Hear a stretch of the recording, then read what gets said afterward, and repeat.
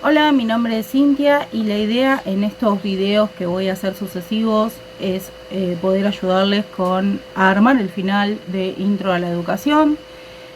Es de forma orientativa, los resúmenes y todo lo demás queda a cargo de ustedes. Yo solamente voy a hacer un recorrido como para poder guiarlos de alguna manera o guiarlas en cómo armar este final.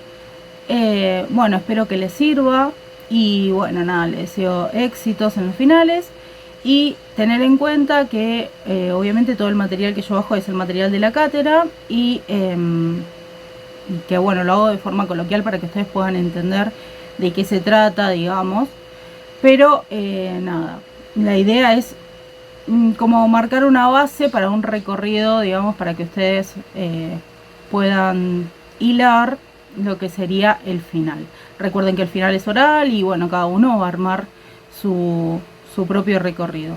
Bueno, les agradezco el mirar mis videos y bueno, como siempre les digo, si lo pueden compartir con compañeros y compañeras, que bueno, tengan que dar el final y también suscribirse si les interesa.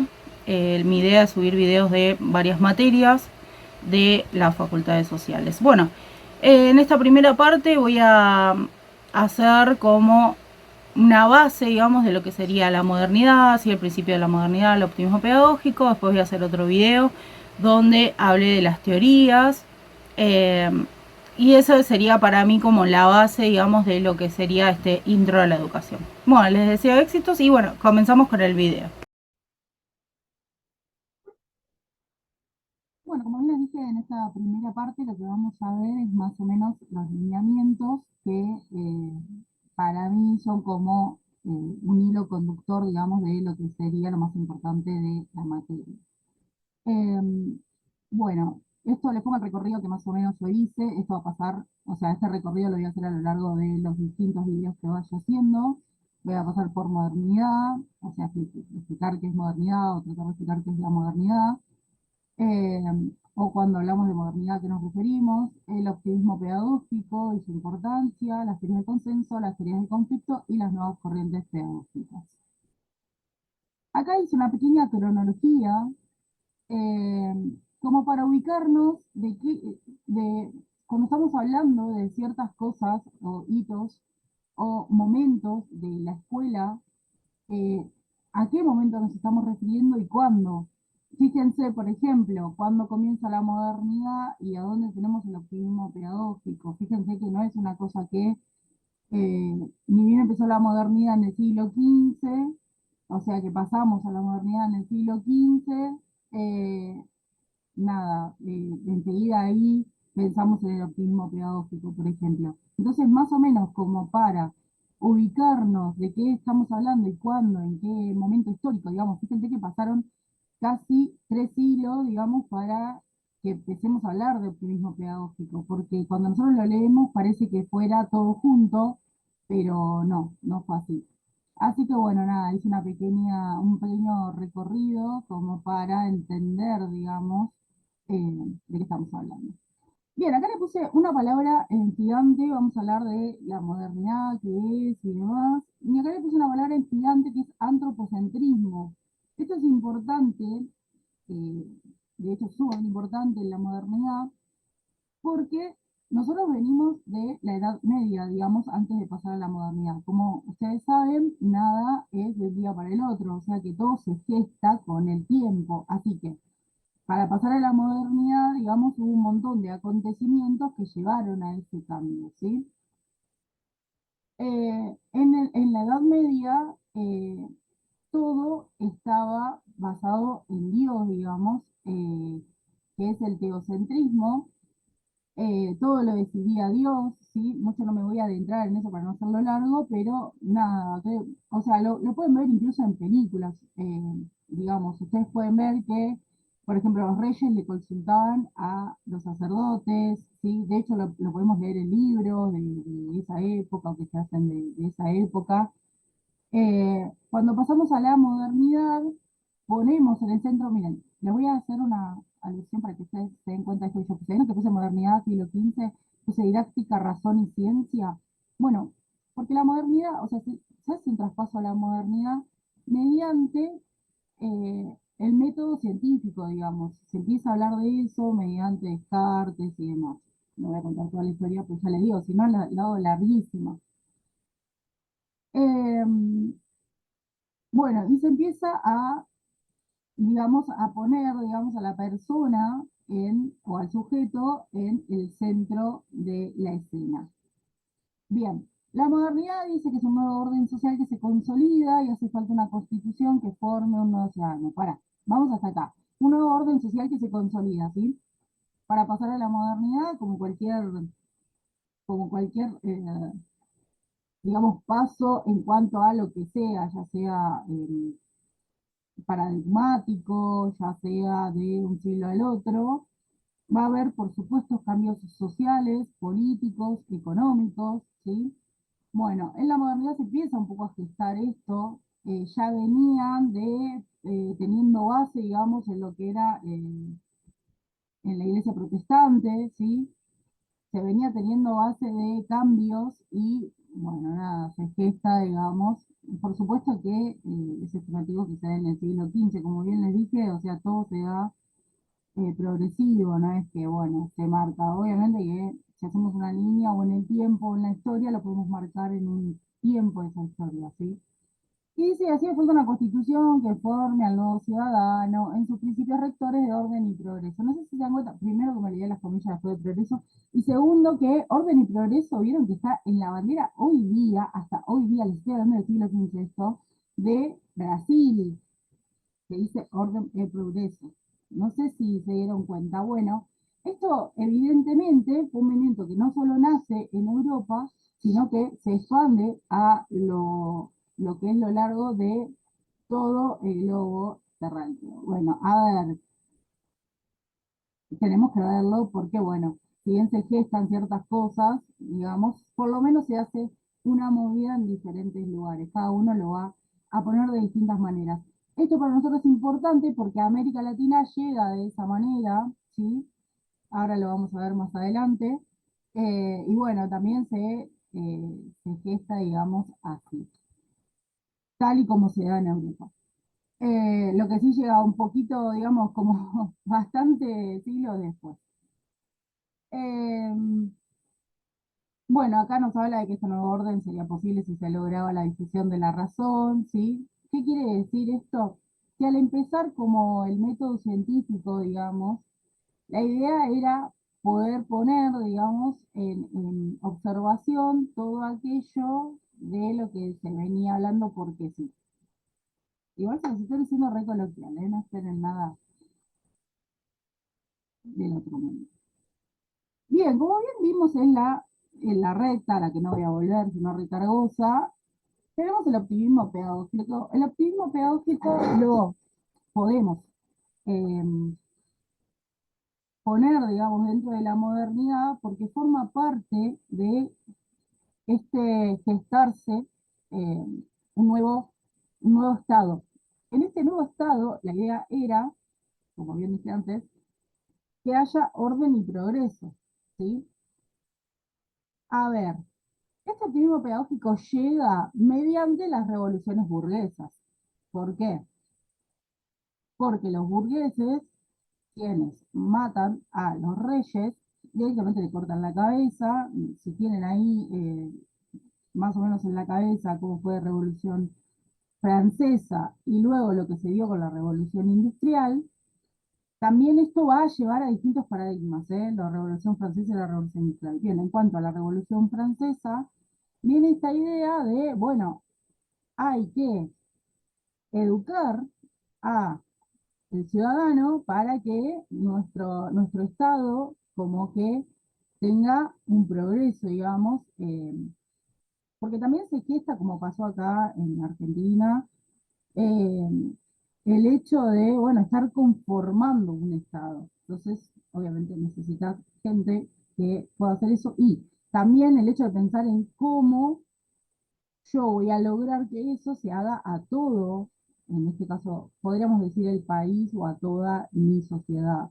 ¿Se entiende? Bien, paremos un toque acá. Revolución francesa se da antes de Revolución Industrial. Esto va a llevar a dos paradigmas distintos que después los vamos a ver, ¿sí? Esto es lo optimismo pedagógico, esta idea de priorizar y la verdad no es que los burgueses subieron digamos, a la cabeza de lo que, del Estado, digamos, a conformar un Estado, o esta idea de conformar un Estado, no es que un día estaban aburridos en su casa, fueron a matar a los reyes y listo. Como bien le dije, todo es un proceso. Si bien la modernidad empieza en el siglo XV, y esto se gesta un poco después, que es exactamente el siglo XVIII, las revoluciones burguesas, esto se venía dando ya desde lo que era la Edad Media. Todos conocemos más o menos esa historia, ¿no? El hecho de que los reyes eran dueños de las tierras, los reyes eran dueños de lo que hoy sería un país, podríamos decir, ¿sí? Ya eran los totales dueños, pero eh, digamos que quienes eran dueños de las tierras, o sea, los que tenían el dinero, eran los burgueses. ¿Los burgueses con quién logran hacer esta revolución? Bueno, con los ciudadanos, porque obviamente era la gente que tenían trabajando en sus campos. Entonces esta gente que se sentía un poco oprimida por los reyes porque no tenían ningún tipo de ningún derecho de nada, bueno, los burgueses es como que le daban ese espacio para que estudien, si bien lo hacían sus hijos y demás. Ya les dije, mucho no me quiero adentrar en la escuela porque le voy a hacer re largo, pero trato de explicar como algunos puntos que ustedes puedan llegar a tener. Igual, está explicado en los textos de Pinot, en los textos de Carusi Gassel, y creo que hay uno más, el de Tedesco, me parece. Bueno, creo que el de Tedesco habla más de Argentina. Bueno, nada, les puse una definición de lo que es el optimismo pedagógico, que es que todas las personas son educables. Esto quiere decir que no existe la no educación, o sea, a todos se le puede encontrar la beta para educarlos. Deben ser educadas para asegurar el desarrollo y el progreso que se entiende como indefinido en un contexto moderno de todas las sociedades. Que se entiende como indefinido quiere decir que puede pasar a lo largo del tiempo. En un contexto moderno de todas las sociedades, bueno, habla un poco, esto está enganchado al orden y progreso, ¿sí? O sea, sí. O sea, la educación me va a llevar a que yo tenga una sociedad que vaya a la par de mis ideas frente a lo que yo quiero darle al país o a lo que sea. ¿No? Es una breve definición. Bien. Tenemos las piezas de pino. A ver, yo acá no copié las piezas porque son 17 piezas. Nada, ustedes la pueden ver directamente en el texto que tienen. Y nada, no son muy difíciles de interpretar, digamos. Lo que sí le puse es por qué Pinot utiliza estas piezas, que es importante. Lo que dice Pinot frente a estas piezas, recuerden que estamos en un libro de educación, o sea que nosotros nos tenemos que meter en educación y salir un poco de la historia, por eso no quiero meterme mucho en la historia. Y acá me voy a meter exactamente con la escuela esta, la escuela moderna que nos pintan. Pero ¿qué pasa? Con esta pieza de Pinot venimos a ver el hecho de que la realidad es que la escuela no toma más que herramientas de otros modelos de educación que ya se venía gestando hacía mucho, y lo que hace es como juntarlos y ponerlos dentro de un espacio que ahora va a llamarse escuela. La escuela tenemos que tener en cuenta que no es más que un lugar, es como una casa, o sea, es un lugar en sí, ¿se entiende? Pero nosotros no logramos entender eso, de hecho, hoy día no nos imaginamos un espacio sin escuela. De hecho, si se dan cuenta, por ejemplo, cada vez que sale una noticia de que, no sé, un niño, una niña o una persona debe recorrer X cantidad de kilómetros, muchísimos, para llegar a la escuela, todos estamos como conmovidos, decimos, ay, pobre, no, para educarse, ¿no? Y todas esas cosas, porque no podemos pensar un, una sociedad sin escuela, no podemos pensar, o sea, porque nosotros, incluso acá en mi barrio pasa, o sea, yo salgo y tengo un montón de escuelas alrededor, un montón real. Entonces, no me imagino lugares sin escuela. De hecho, como ustedes saben, yo soy militante, entonces una vez me tocó ir a militar a un lugar donde no, es un barrio gigante, súper conocido, y no tenía una escuela, o sea, los chicos tenían que tomarse un colectivo una hora antes para llegar a una escuela en Capital, que era lo más cerca que le quedaba, ¿se entiende? Porque si bien es un lugar súper grande con una población gigante, no tiene una escuela. Y a mí eso me sorprendió muchísimo. O sea, el día que me lo contaron me sorprendió muchísimo, porque yo dije, ¿cómo no puede haber una operación? Me parecía totalmente irracional, porque es así, estamos acostumbrados. Por eso opino, cuando empieza este texto, en realidad es un libro, pero bueno, cuando empieza este texto, que es lo que nos, o sea, lo que dan en Intro a la Educación como parte de la bibliografía, habla de eh, un fragmento de Borges donde dice que eh, no necesita que haya camellos para saber que estaban en el desierto. ¿Por qué? Porque lo dan por hecho. Si es al Corán, o sea, no necesita que haya camellos. ¿Se entiende? Porque ya está, porque es algo obvio del paisaje. Bueno, lo que nos invita Pino es un poco a sacar, digamos, esta venda de los ojos nuestra y a mirar el paisaje de otra manera y empezar a preguntarnos qué hace la escuela, qué se hace dentro de la escuela, por qué. Y bueno, en estas piezas lo que nos va a hacer es una manera de ayudarnos a desnaturalizar o hacernos preguntas y decir, ay, es verdad, esto estaba acá y yo nunca lo miré, y el porqué de cada una de esas cosas en estas 17 piezas, que lo que yo recomiendo para un final es agruparlas, eh, pónganle 4 ejes de los más importantes y meter 3, 4 piezas cada una ahí. ¿Sí? Obviamente que tengan que una que ver con la otra, porque no tendría ningún sentido. Bien, ¿cómo llega el optimismo pedagógico a Argentina? Ojo, yo que le puse optimismo pedagógico a Argentina y puse Sarmiento y Alberdi, pero ahora vamos a ver que Alberdi como que no adhería mucho al optimismo pedagógico. Mi idea eh, de esta parte, digamos, del PowerPoint, de esta hoja, es como que ustedes hagan una mirada de cómo llega el optimismo pedagógico a Argentina. Bueno, mediante Sarmiento, ¿sí? Mediante Sarmiento llega el optimismo pedagógico a Argentina con la misma idea que la tenía Europa, pero Argentina llega como un siglo después, si no recuerdo mal. O miren, no sé si no es casi 2 siglos, me parece que es finales del 19, no, finales del 18, principios del 19, no me acuerdo bien.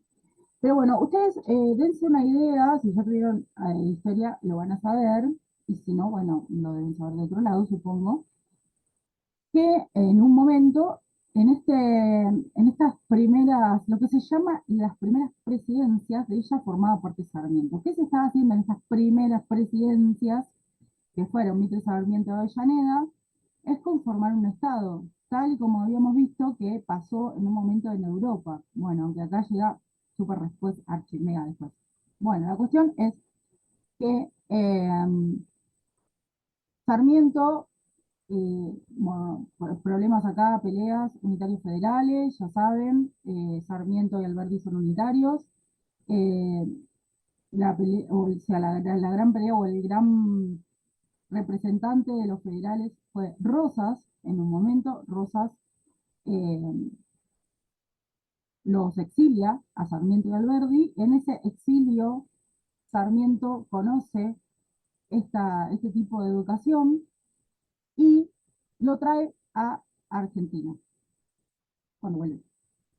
Ya les dije, no de entrar en detalles históricos, porque si no me pierdo ahí. Bien, lo trae a Argentina, ¿no? Con una idea flash, o sea, educación para todos, que el Estado la pague, ¿sí? ¿Qué vamos a hablar del optimismo pedagógico? El optimismo pedagógico pensaba que todas las personas son educables, ¿no?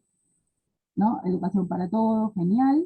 Bueno, Sarmiento dice, bueno, educación para todos menos para los indios y los gauchos. En ese tiempo se les llamaba indios. Y los gauchos, ¿sí? Porque los detestaba y decía que su sangre solo servía para abono, ¿sí? A menos que, esto se confunde mucho, porque Sarmiento no decía que no vayan a la escuela. O sea, lo que él decía es que vayan, pero tienen que, o sea, tienen que renunciar a sus costumbres, tienen que renunciar a lo que ellos son y tienen que pensar en formarse como ciudadanos como nosotros queremos. ¿Se entiende? Esto se equivoca mucho porque siempre se dice, no, no quería, los mataba, no, no, porque no les permitía entrar a las escuelas. Y sí, la verdad, Sarmiento decía, ojo, no que tenía Sarmiento, lo menos que haría en este momento de tener Sarmiento. Pero la realidad es esta, o sea, lo que él decía es, la educación es como para todos, ¿sí? Pero para los indios y los gauchos tenían que renunciar a sus costumbres, a lo que ellos, o sea, querían, ¿sí? Que es más o menos lo que se hace hoy en las escuelas, un poquito como cuando nosotros le hacemos, o sea, izamos una bandera, ¿no? Argentina, o ahora cuando juego Argentina, se los digo por vivirlo en carne propia, o sea, yo trabajo en escuelas, y ver que muchos chicos que son, o sus padres, son de origen boliviano, peruano, paraguayo, eh, le hacen gritar Argentina, Argentina en la escuela, o tipo juega Argentina, bueno, vamos a hacer banderitas de Argentina, cosas de Argentina, ¿no? Y es un poco esto lo que decía Sarmiento, ¿no? Como, bueno, tienen que renunciar a sus costumbres. De hecho, no hay escuelas acá para inmigrantes, onda, tipo que hablen en su lengua, cada uno, no, no pasa eso. De donde vengas, vos tenés que izar la bandera argentina, tenés que decir la oración a la bandera, tenés que cantar nuestro himno, porque acá estamos en Argentina. Bueno, más o menos esa era la idea de Sarmiento en ese tiempo, ¿sí? O sea, que los gauchos y los indios renunciaran a sus tradiciones, a lo que ellos eran, y se amoldaran a lo que se quería para el nuevo Estado. Bueno, nada, obviamente que muchos indios y gauchos no lo han hecho, y ya saben. La historia se cuenta sola, digamos. Em, bueno, Sarmiento acá no le podemos negar que lo que trae y funda es la primera escuela normal, ¿sí? La escuela normal era escuela para maestras, que esto ayudó mucho a las mujeres. Eso fue algo revolucionario en ese tiempo, ¿sí? También muchas dudas que a veces surgen en cuanto a esto es el hecho de que se ve a Sarmiento como, no sé, como un aliado, ¿no? Aliado de lo que se llama hoy día. La verdad que no, la verdad que cero. Pero en ese tiempo lo que hizo por las mujeres estuvo muy bueno, o sea, mujeres de clase media que podían tener un trabajo, que no tenían otra esperanza, digamos, más que eso, y les dio un estatus, ¿sí? Eh, Como que pudieron salir de eso, porque la verdad que en ese tiempo las mujeres lo único que tenían a mano era o quedarse soltera, o casarse y ocuparse de la casa de los hijos, o quedarse soltera y ocuparse del negocio eh, de sus padres. Y bueno, nada, vivir en la pobreza eternamente. No es que salían de la pobreza siendo maestras, pero tenían un estatus distinto, digamos, se los miraba distinto en la sociedad, ¿sí? Así que como que, bueno, más si eran inmigrantes y todas esas cosas. Bueno, sin embargo, Alberdi se pone como en contra de esto y dice, no, nosotros no tenemos, porque, recuerden, punto que voy a tocar. Recuerden que Sarmiento dice, el Estado debe pagar la educación para que sea gratuita y todos puedan acceder, ¿sí? Alberdi dice, no, ni a gancho, que la educación la paguen los que puedan, ¿está? Y que frente a la inmigración más, o sea, que sigamos trayendo inmigrantes para poder trabajar. Recuerda que se está gestando una nación, entonces necesitamos mano de obra, ¿sí? ¿Quién me hace la capital federal si no? Decía Alberdi. No creo que diga eso, pero bueno, ustedes piénsenlo así. ¿Quién me hace la capital federal si no es la mano de obra, ¿no? Y si nosotros educamos gente, tipo, no tenemos mano de obra, porque van a estar en la escuela, porque van a aprender cosas. Además, los inmigrantes le pueden enseñar a las personas que ya tenemos acá, o sea, a los locales, cosas que ya aprendieron en Europa, porque la mayor inmigración que nosotros teníamos era de Europa, pero no lo mejorcito de Europa, podríamos decir, ¿sí? No me quiero meter mucho ni tirar muchas cosas contra Europa, pero digamos que no lo mejorcito de Europa. Eh, entonces era como, bueno, ellos que ya estaban acostumbrados y que ya habían pasado por esta situación, bueno, acuérdense que también trajeron acá los ferrocarriles, todo, recuerden mucho de historia, o sea, que en el contexto, digamos, social en el que estaba eso. Ustedes todo lo que aprendan lo tienen que poner en un contexto social. El contexto social argentino era conformarse un Estado, era que estaban trayendo los ferrocarriles, ¿sí? era que se trabajaba mucho el campo, entonces mano de obra, se estaba haciendo la capital ahí, ¿no? El Colón que querían y demás. Bueno, no sé si exactamente creo, Sarmiento como el Colón. Sí.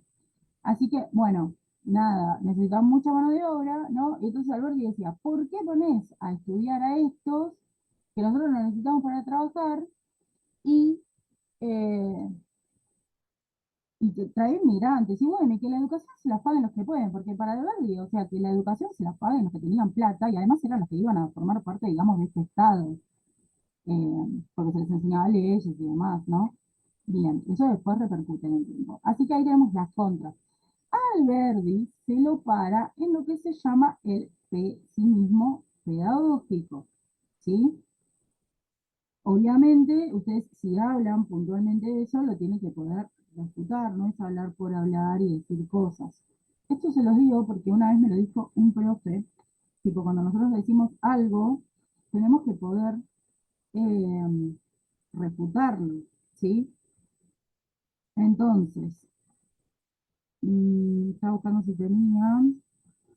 Ah, una cosa que me olvidaba, Alberdi se lo llama el educador de las cosas, no porque eduque cosas, sino porque él tenía una visión más utilitaria y pragmática, entonces él creía más en la educación para las cosas, ¿sí? Como lo que le vengo diciendo.